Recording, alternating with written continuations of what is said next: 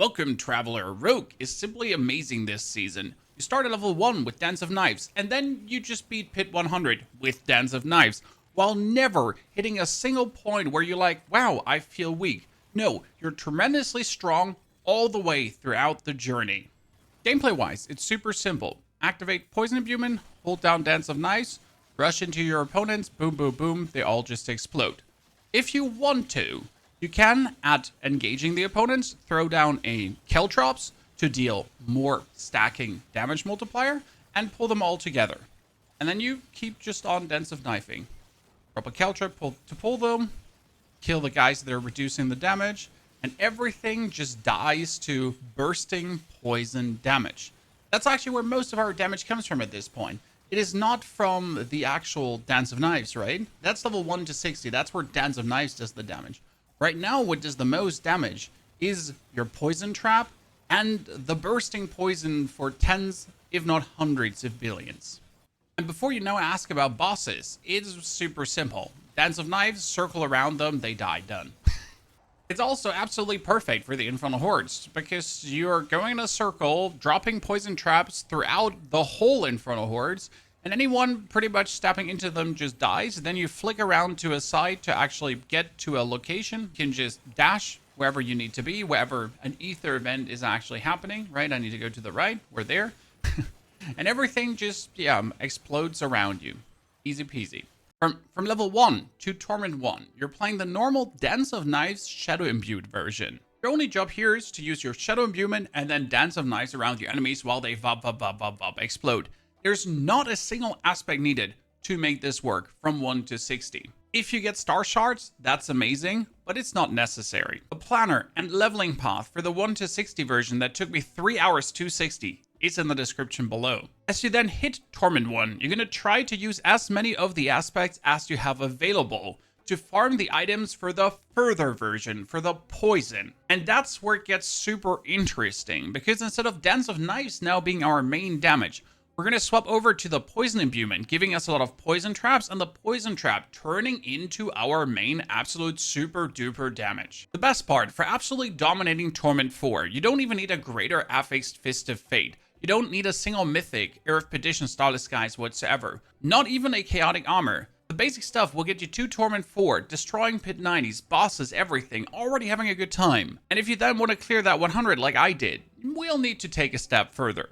Now, how does the build work? How are we getting this amazing amount of poison traps, and how does the poison trap deal so much damage? Step number 1, we need bursting venoms. Lucky hit chance, poison imbued skills have up to a 45% chance to deploy a poison trap while you have poison trap equipped. Okay, makes sense. I got poison trap in my skill bar, I Dance of Knives with a lucky hit chance of 67% currently, and then I will continuously just create poison traps around me. This is the number 1 thing you need. And then obviously Fists of Fate would help amazing because it gives us more lucky hit chance. Without Fists of Fate, I'm only sitting at 35%. With Fists of Fate, not a greater affix lucky hit chance, I'm sitting at 67%, almost twice that. And since we're now using poison traps for tons of damage, you really want to get yourself a Scoundrel's Leather.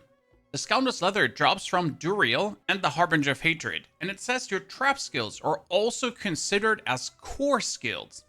And every 10 seconds if I throw a trap skill like Caltrops, I will spawn a death trap that then pulls enemies together.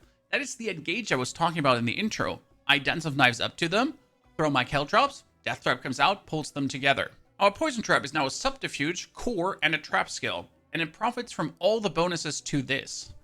And that's where the chaotic powers are coming in. First, you get hit and run. Every 15 meters you move, you get 50% bonus damage, and it stacks and stacks and stacks. This mostly stacks up to 150%, and it's getting buffed to 70% for 70, 140, 210. You get the drift, it's amazing. Then we can use Enervating Strikes. Your core skills deal 150% increased damage. Just like, that's it. Yeah, great. And Power Siphon, your core skills deal 100% increased damage, but also reduce your maximum current resource by 20. This does not apply because we're not casting the trap. The trap pretty much just happens. That's already a 400 to 500% damage bonus. Because you might notice how you see big crit damages, and damage over time can't actually crit. However, we have one aspect, and that's probably the most important aspect to then escalate the damage, and you're going to suddenly see billions, tens, 20 to hundreds of billions Poison bursts. And that is the aspect of Contamination. Poison traps burst for an additional 60% of its total normal damage when it triggers. If that critically strikes, you deal 80% increased poison damage for 9 seconds. Now our goal would obviously be to have the poison trap deal as much damage as possible, right? You want the poison trap to just go crazy. For this, you want a lot of ranks into poison trap because it hires the multiplier. But what's even more important is the duration. My poison trap is up at 38 seconds right now, and I'm going to throw it with my blades. So my blades are the actual damage. If I now remove my bow, and my bow has 187% poison trap duration, we're losing 2 million base damage because we're dropping a lot of the duration here. Optimally, you want the poison trap duration temper on all 3 weapons, and optimally you want it triple masterworked on all 3 weapons to really go crazy.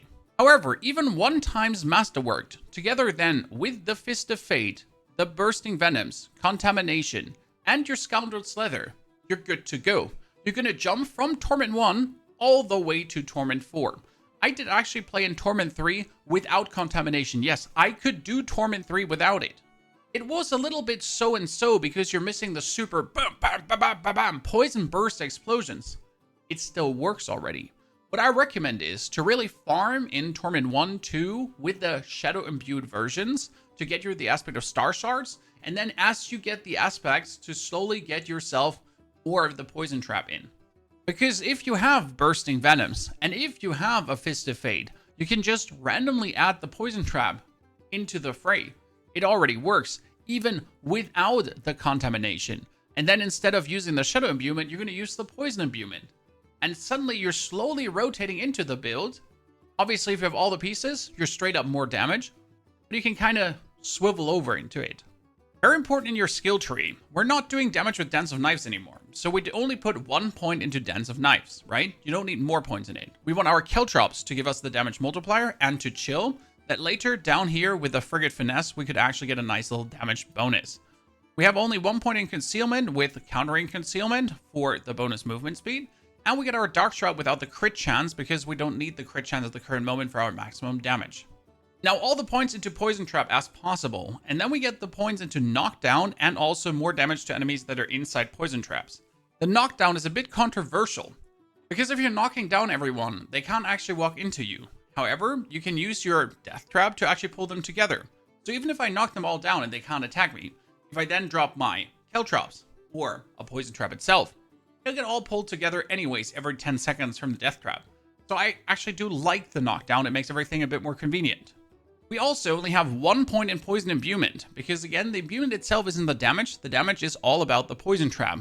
And then we do more damage with Deadly Venoms. What you really want to have is the Alchemical Advantage for the bonus lucky hit chance, and also the bonus lucky hit chance here. So we get the lucky hit chance as high as possible. We get that 1 point in Death Trap, with Death Trap pulling together, and then we get 10 points in Second Wind, I'll explain that in a bit, and also 14 ranks in Innervation for the easy energy restoration. Plus, the ultimate is then Exposure.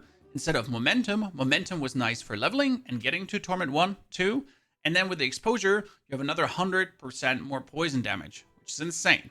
Before we now get to that Second Wind and the Barrier that keeps us tremendously alive, what other aspects do we play and what do we want?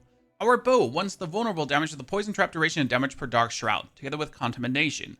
Our sword wants to have also maximum life, dexterity, vulnerable damage, then Dark Shroud, poison trap duration, and the True Sight aspect. We deal 100% increased critical strike damage to enemies marked by Inner Sight. While Inner Sight is full, we gain another 55% increased damage. That's really good for the super poison bursts. I like it. Then the Star Shards, and the Star Shards are shooting out bonus knives out of the knives, and they can lucky hit, and that kind of leads to more poison traps. So it pretty much enables the whole build. On our rings, we optimally want resistance to all elements on both. Yes, Dex and Max Life as well. Then the ranks to Innervation and the damage for Dark Shroud, plus the Conceited aspect and the Clandestine aspect for the ranks to Agility skills. Innervation in this case is going to continuously restore our energy, and we need to restore our energy because we're going to deplete it very soon to get a super amazing barrier. My amulet is currently horrible. It has movement speed, max life, and dex. Traps arm faster, amazing, and ranks to Innervation plus that bursting venom we talked about. Optimally, you would want to have ranks to Malice. Ranks to Malice like crazy, as many as possible, and also ranks to Exploit if you can get it. But the ranks to Malice would be perfect. Secondhand Deadly Venom works as well. I just didn't get a cool amulet, so I'm missing around 40% bonus damage. As our boots, we're playing the Penitent Greaves because it makes us do more damage against chilled, frozen targets, and it helps us pretty much to freeze these targets by leaving behind the trail of frost. With the pants, we get the Umber's aspect and the second wind temper for that barrier. The lucky hit chance will give us the Dark Shroud, that we get the Dark Shroud damage stacking up like crazy. Fist of Fate and Scoundrel's Leathers we talked about. The Fist of Fate is from the Beast of Eyes. The helmet gives us armor and second wind. Technically though, we want the Cowl of the Nameless. That one will give us ranks to trick attacks, ranks to rapid gambits, unstable elixirs, everything, and a lot of lucky hit chance bonus. I never get that one. And I was still in Torment form. I was still doing Pit 100. It's nice to have. It's not absolutely needed, but those ranks to trick attacks are quite nasty. Now let's come back to the barrier and the survival. Since I never die, I am always fully barriered up. And that has everything to do with our runes. Look at that cooldown fly going vroom, vroom, vroom, vroom, vroom, vroom, giving us damage and barrier at the same time. The rune combo for that is Ahu and Quox. Up to 100% chance against non-healthy enemies to create offering. And then casting a skill other than a basic or defensive skill consumes all your resource to give you 100% more damage. Good. I will Dance of Knives around. I will drop my poison traps. They both have higher lucky hit chance. I'll continuously lucky hit. I'll continuously activate Ahu. I'll continuously drain my energy. Then I'll lucky hit to get the energy back with the innervation, to then drain my energy, to lucky hit to get the energy back, to then drain my energy. And if I drain my energy, I get a huge barrier. And I'm undying. And that goes up and down, up and down, up and down, up and down. The only problem you have is if you fight a Pit 100 boss, and he's still healthy. Because it says non-healthy enemies. So you gotta get him to 80% and below first, to then profit from the Ahu. That's not a problem in any other situation of the game. The tricky part with a build will be getting enough armor and also enough elemental resistance. I'm here with all my Paragon points and actually Grand Jewels, 12% elemental resistance. If you have the elemental resistance on both rings, we kind of get there, and the armor on the helmet and the pants. The problem gets a little bit worse though if you try to take the next level. The next level would be first Fist of Fate as your chest, pants, or boots. In my case, I only have it as my chest. Then the Scoundrel's Leathers would technically stay your chest piece because the Fist of Fate should be preferable your boots. Gotta kick out our Penitent Greaves here right now. But if you do this, if you get the Fist of Fate away from actually being your pants, wherever they end, then you can play the bands of the Icarus Rose. And that one is insane because it says poison traps always deal its full damage over 3 seconds. If you remember, my poison trap has a 38-second duration, unless we use the bands, and then it's down to a 3-second duration. So that 5 million damage that gets multiplied out by everything, so it's not 5 million, it's actually way more, bursts heavily with the Contamination aspect, and then happens actually over the next 3 seconds like boom, super fast, with 145% bonus damage, and the chance for poison traps to cast twice as a greater affix. Again, the Fists of Fate simply need to leave the glove slot. And that would optimally be your pants or your boots. The most important thing though is to just have it leave the glove slot, and that's all.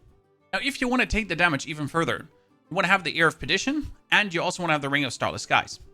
The problem with that Ear of Perdition and the Ring of Starless Skies is then, our armor is quite harsh to handle, right? And our resistances are also somewhat okay, because the Ring of Starless Skies is 12 to 12.5%. But only because we have the resistance here. Only because we have the armor on the pants. It's still a tightrope to walk. And you're really going to take every single piece of resistance that you can actually find in the Paragon board. Talking about Paragon board, we get the Headhunter glyph. That really good, dexterity up. Then we go into the Deadly Ambush board. You deal increased critical strike damage to enemies affected by your trap skills. Very good for the Contamination aspect. And we get Ambush. Enemies affected by trap skills take more damage, trap skills deal more damage, and trap skills deal more... Like, what the hell? This leads us into Layar Instinct board. Your core skills deal 60% increased damage. Fantastic. This is so good. Together with the Snare, non-ultimate trap skills have 25% increased radius. Cool. And trap skill damage again, 15.7%. Boom. Plus, you can slap in a lot of intelligence nodes to get a lot of additive trap damage. Then we're going down into the Dance Macabre for casting mobility or subterfuge skill, 50% damage increase. Okay, really nice. And the Versatility glyph, and it says non-basic, non-core skills deal 25% increased damage. Now it seems weird because our Poison Trap is now a core skill. However, the glyph does seem to still count this as a non-core skill base and therefore increase the actual damage. Bit weird, but it works. Lastly, we're going over into the Eldritch Bounty board. We gain Poison Shadow Cold resistance, and then you gain 50% increased Poison Shadow and Cold damage. Very useful. Together with a Canny Glyph for more non-physical damage, and, well, we do all the non-physical damage. Now, we already cleared Pit 100 with this one. What will we have to do now to actually go further? Technically, this is already the perfect build, right? We're destroying everything in Torment 4. It's an absolute speed farming build. I want to do the Infernal Hordes. I want to do the Chaos Rifts. Great for that. If I want to now go deeper into the pit, I would have to triple masterwork the Poison Trap duration because that gives us so much more. And I really have to get the 72.3%, 72.3. Not like a single percent lower. I need the absolute maximum out Poison Trap duration to really get the most out of this. Together then with the more core skill ranks, greater affix, more core skill ranks, greater affix, the chance to cast twice on our Poison Traps, lucky hit chance, greater affix, triple masterworked, trap damage, greater affix, triple masterworked, and obviously then ranks to Malice for even more damage. With those things, Pit 105 to Pit 10 should definitely be possible.